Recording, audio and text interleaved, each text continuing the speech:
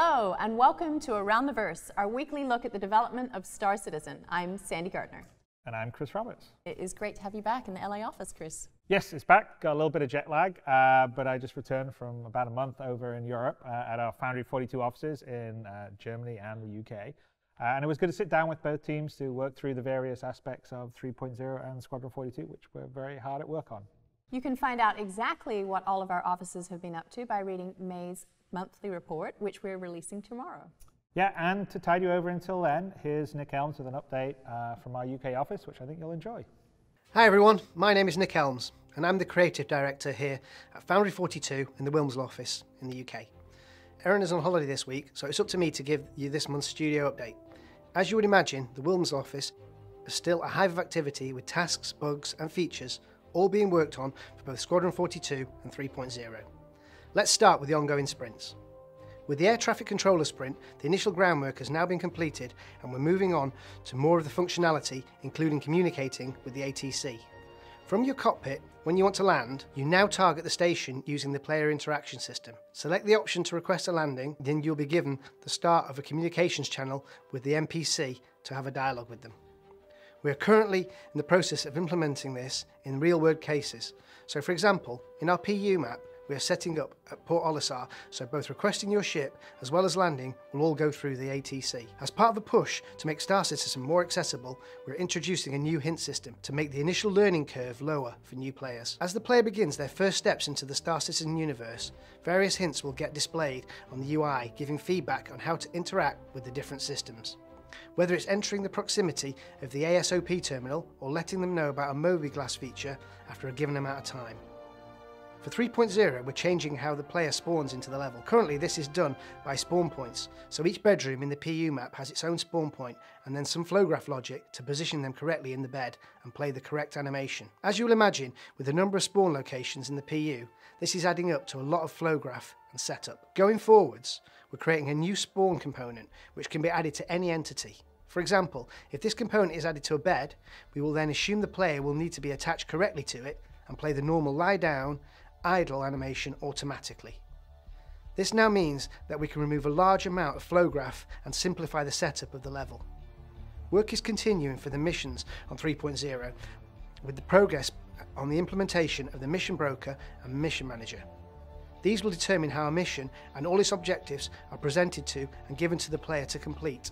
They will also be tracking what missions a player already has and how far through the objectives they are. In the AI locomotion sprint, we are spending time refining the way the AI walks and runs around a level. We have found that just following a path, which is determined by the pathfinding code, gives a result which looks very unnatural. We've now implemented a new path smoothing algorithm which makes AI traversal around corners in a much more natural way, so it doesn't look like they're going from one point to the next. Because they're generally moving to get to a particular place, we're currently working on making reaching that point and going into whatever animation is required be as seamless as possible. The graphics team have been wrapping up and bug fixing the major features mentioned in our last update, such as lit fog, real-time environment probes for planet lighting, and render-to-texture work for holograms and video comms. In addition, they've made some tweaks to our lighting model to improve the appearance of ground reflections of the sun on planets at sunset and sunrise. The UK animation team has continued to work on the FPS weapons, with the previous complete for the new Gemini L86 ballistic pistol. The Arrowhead is now close to final, with just some minor polish work left on the reload states. The takedowns have gone from an implementation pass to a more refined animation pass, with concentration on a stronger composition, solid posing, clear silhouettes and polish to the mocap data to better sell the overall action. The AI animation work is ongoing with improvements to posing of enemy patrol states and reactions to sight and sound. The team are also helping to export the remaining gameplay story cinematic scenes so that design can implement and better visualize the story within the levels they're working on. The Derby animation team are finishing off the facial animations for the 3.0 mission givers, and Eckhart's body animation is being polished and implemented too. Last week, some of the team attended a PU audio and facial shoot in London. They captured some awesome footage from some great actors, and we think it will go a long way to fleshing out the universe. The VFX team have continued tests with a new lighting entity, this time focusing on smaller scale interior electrical effects. They have also been testing the features in the new particle system as provided by the graphics team, including better trail options and depth buffer base collision, required for sparks, for example. The first Levski exterior VFX pass is underway, including refinery flames and general ambience. The new Cutlass Flight Ready VFX, including interior damage and thruster effects, are now done. Work has continued on the atmospheric flight effect sprint, with heavy focus on playtesting, bug fixing and testing new features as provided by the graphics and engineering teams. The ongoing polish for the VFX for the new weapons and reworked versions is continuing up to the 3.0 release. On the art side, the Origin 600i concept process has now finished, and we're really looking forward to seeing what you guys think. It's one sleek ship. The next ground vehicle has been rocking along, and we're just about to kick off a whole new round of ships. On the ship weapons front, we've taken the Klaus & Werner styling from the FPS weapons and used that to influence the work on the Klaus & Werner laser repeater. On the other end of the spectrum, we're looking at some cool looking Maxox neutron repeaters. The art team has also been hammering away at further Schuben mining station interiors, working out a few more areas to improve on for its believability. This is done by zeroing in on the functionality of the areas. Work has also continued on providing further infrastructure to the habitation pods, including comms arrays, water collectors and small deployable communication units. Our space scenes have been getting a major facelift for the 3.0 release. We've been very busy adding large volumes of interplanetary space dust within the Stanton system. Adding texture and visual interest to our space overworld has been a big priority for the 3.0 release. As part of this sprint, we've reworked some of the distant nebula in the Stanton system, but there's still lots more to come. We've been working on large-scale nebula rendering techniques using the Pyro system as a test case. These techniques will help us create our interstellar scale nebula. Also, for Squadron 42, we're exploring the look and feel of the coil, which plays a major role in the first campaign. We're using powerful fluid simulations to help us achieve this look. Any work we undertake on improving the space for 3.0, as always, is a great benefit for Squadron 42. Work is ongoing for the truck stop station materials. This includes finalising the panel shapes, adding some hue and gloss variation and elements of wear and tear and dirt. The unclad frames are also being finalised with structural elements surrounding the machinery and high frequency detail. We are continuing to work on the solar panels, trying different ideas out and getting them to a stage where they gel well with the rest of the truck stop. The rest of the truck stop team are finalising the main hull pieces before proceeding to the front and back sections of the station. Special consideration is being made to ensure all pieces of work, as well as the modular set, don't look visually repetitive. Detailing areas around the landing pad is ongoing, and this includes adding more visual complexity to the back of the landing pad, as well as the borders around the edge of the pad. In relation to the surface outposts, more of the archetypal outposts have had a dressing and a lighting pass. This includes an emergency shelter which can be found dotted around the moons as a place for crash pilots to take refuge. Also, an illegal drug lab which may or may not be on one of the moons. Planet integration materials for the outpost exterior have been tested and tweaked for sand and ice biomes. This determines the amount of dirt buildup that can vary for each biome and can be adjusted for each outpost for variation. Branding prototyping has been explored for procedural locations, with the Rayari brand as a test case. This includes the main logos and text, along with the secondary logos, indents, lines and signage. This would procedurally swap brands depending on who owns the outpost. With regards to the ship team, the reclaimer work has been completed on the drone room. We were keen to focus on the drone deployment and storage mechanism, as we're excited to see this become functional when drones come online. The engine room has also been completed. Making use of repurposed assets from the Idris, all reused assets go through the process of reskinning with reclaimer materials to make everything feel consistent and cohesive. The exterior damage setup is nearing completion, with internal geometry being built to be exposed when the ship takes damage. Work on the derelict ships and wreckage elements are coming to an end for the initial batch, and support is now in place for design to create mission scenarios based on derelict ships in space or on planets. The material variations of each ship have been created so that depending on which planet the ships are placed on, they will look visually embedded to the surface type.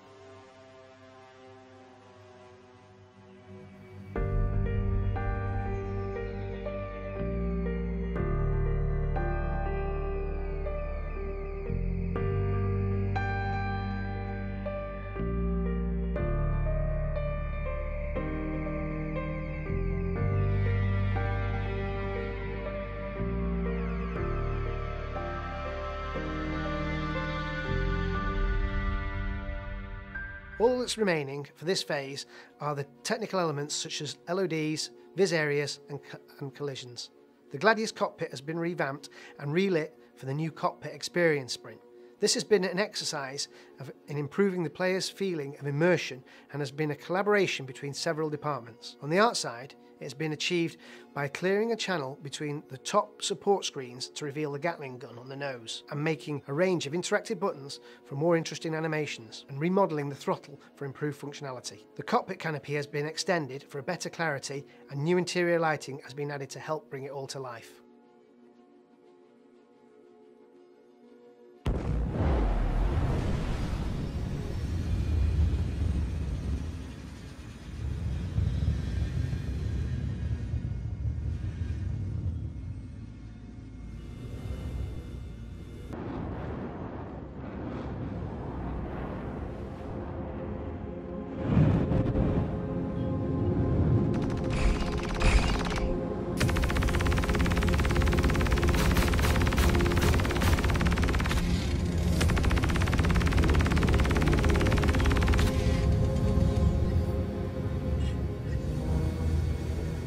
On the Hull C exterior, work is currently being done on finishing the landing gear mechanisms and detailing the inner bay areas, while we create the initial animations and work towards a final art. The front section of the interior is now modelling complete and is getting a detailed lighting pass using new light groups controller. Once this is complete, the tunnel section and rear engine room will be modelled and lit in the same fashion.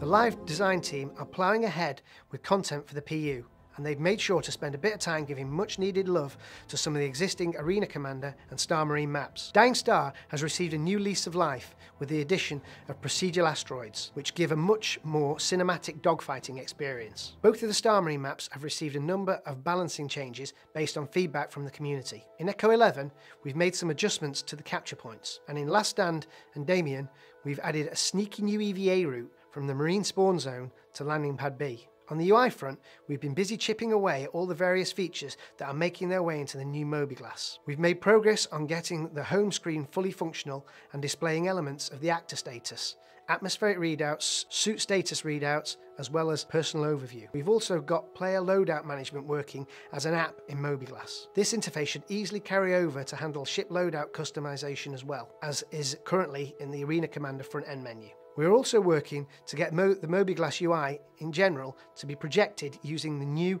render to texture tech, which will make the UI look much more properly integrated within the game world. Work has continued on designing and implementing the upcoming character customization menu on the front end, which will be included in 3.0. From here, players will be able to create and customize their various characters in the PU, obviously depending on how many character slots that player has. Initially, the level of customization will be limited, but it will be expanded in the future to provide much more granular control of characters' features. The audio team has been working on several features for the 3.0 release. These include the procedural planet ambience system, which is designed to place appropriate sounds around the player dynamically as they traverse planetary bodies.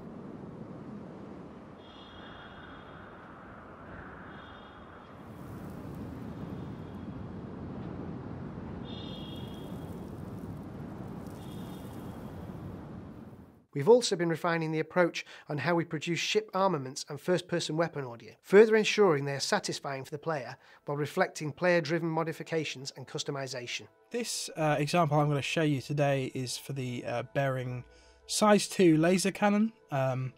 We've basically changed the sound to a kind of new, more exciting, big sound using our new system, which I'll explain. So this is what the new sound is like.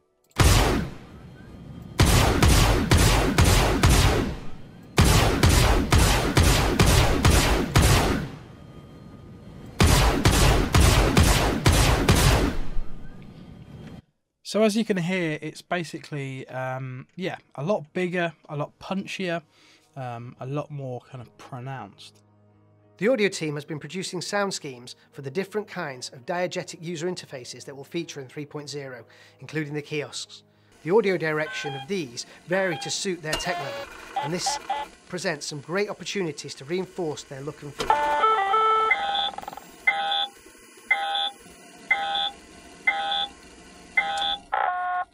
Preparation has begun in earnest for a Foley session at Pinewood Studios to ensure audio coverage for character clothing and armour, and content to extend the footstep system further. Progress has also been made on the foundational audio tech such as dynamic bank loading, the actor status system, the audio propagation system, and music logic system, as well as content production for derelict ships, bespoke 3.0 location sound design, ship damage effects, audio support, ship improvements, and more besides. We're really excited about all the new content and gameplay that 3.0 will bring, and as you can see from what's been going on here, we're getting closer every day. All that remains for the UK update is to send out a massive thank you to you, our backers, without which we would not be able to put together this amazing game. See you in the verse.